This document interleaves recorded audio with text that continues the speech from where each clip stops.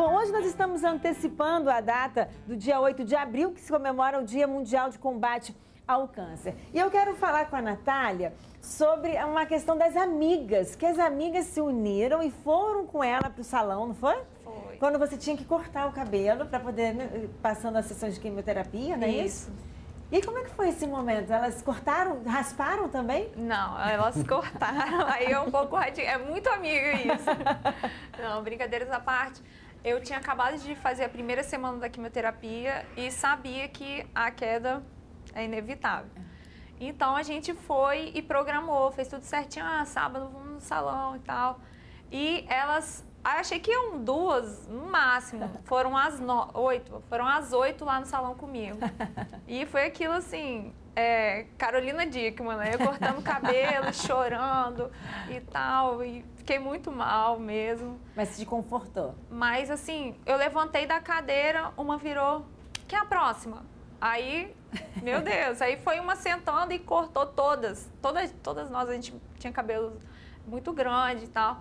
Todas elas cortaram o cabelo aqui, assim. E, assim, foi maravilhoso, né? Aquilo, eu chorava, não sabia se eu chorava porque eu tinha cortado o meu, ou se é porque elas tinham cortado também. Foi, assim, maravilhoso. Olha, e uma técnica descoberta recentemente faz o congelamento do tecido ovariano. Isso ajuda muito pacientes jovens que descobrem um câncer e antes de começar a sessão de quimioterapia e radioterapia, elas se submetem a esse tratamento. Eu converso com o biólogo Irineu De Gaspari. Como é que funciona essa? Hoje em dia nós conhecemos a técnica do congelamento de óvulos e espermatozoides. Exato. Exatamente. Isso é o que se pratica hoje e já está dominada a técnica, né? Em especial dos espermatozoides, que há anos já está estabelecida. Alguns serviços têm condição de fazer o congelamento de óvulos, mas o tecido ovariano realmente é muito novo. O primeiro bebê nascido de tecido ovariano foi em 2004. Então, realmente é muito recente, só são 26 bebês nascidos no mundo ainda. Nossa. Então, são poucos os centros que dominam essa técnica, porque é complexo, envolve uma cirurgia para você pegar o tecido ovariano. Eu vou pedir até para colocar as imagens para acompanhar a sua fala. Mas envolve uma cirurgia para captar o tecido ovariano, e esse tecido depois tem que ser preparado em laboratório, ali a imagem da cirurgia, o tecido já sendo preparado para o congelamento. Aí, eventualmente, aparece algum óvulo, a gente pode procurar e congelar esses óvulos também. Isso aí já é um meio, uma primeira solução para criopreservação, começando a preparar. Ali dentro é o tipo de tubo que é utilizado nessa técnica para poder fazer o congelamento. Isso tem tempo que esse tecido pode ficar congelado? Não, depois de congelado tem uma idade mínima? Também. Crianças, adolescentes, então, a partir de que idade? Essa técnica, na verdade, provavelmente ela surgiu. Na verdade, os primeiros trabalhos foram na Europa, com a preocupação exatamente com crianças ou pessoas muito jovens com câncer.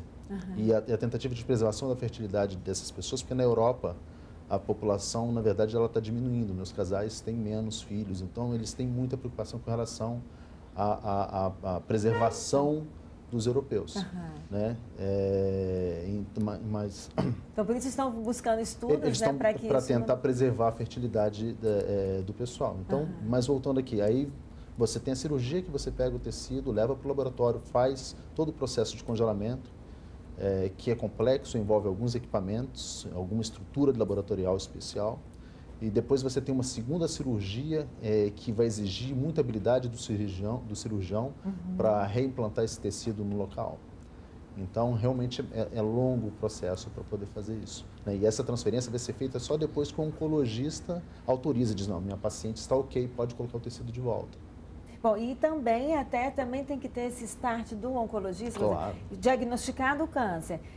Tem que saber se ele vai se submeter logo a essa sessão de quimioterapia ou se ainda dá tempo de fazer. Porque, pelo jeito, esse é até mais rápido de colher esse material do que o congelamento de óvulos, que precisa estimular esse... Exatamente. Não é isso? Exatamente. Porque isso, assim, você tem que ter um time, né? Sim, esse tempo... às vezes, o momento que o paciente chega para você não pode esperar tanto tempo para começar o tratamento dele. Você tem um tempo que, sei lá, uma semana, do tempo 2. que ele veio depois da cirurgia. Então, assim, não dá para você ficar esperando, vamos ficar um mês, vai lá, colhe o óvulo, depois você volta. Aí você já perdeu o tempo de começar o tratamento, que ele vai ter um benefício melhor com o seu tratamento. E quando o oncologista também falar, está liberado para reimplantar esse tecido, aí é quando vocês fazem faz a cirurgia, né? Faz uma cirurgia para reimplantar, descongelar. A gente faz o descongelamento em laboratório do tecido ovariano, né? E esse tecido descongelado é levado para o centro cirúrgico e reimplantado no mesmo local que ele estava lá na altura do ovário. E Cíntia, pode-se falar que 5 anos é um tempo que esse paciente pode estar curado?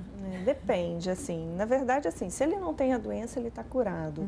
Mas você vê recidivas tardias, que são menos frequentes, mas assim, depois de 5, 10, 15 anos, não é uma coisa rara de acontecer, acontece. Quer dizer, é um controle desse paciente constante, né? Você está sempre olhando ele de uma forma... Depende do tipo de câncer também, mas a maioria é constante.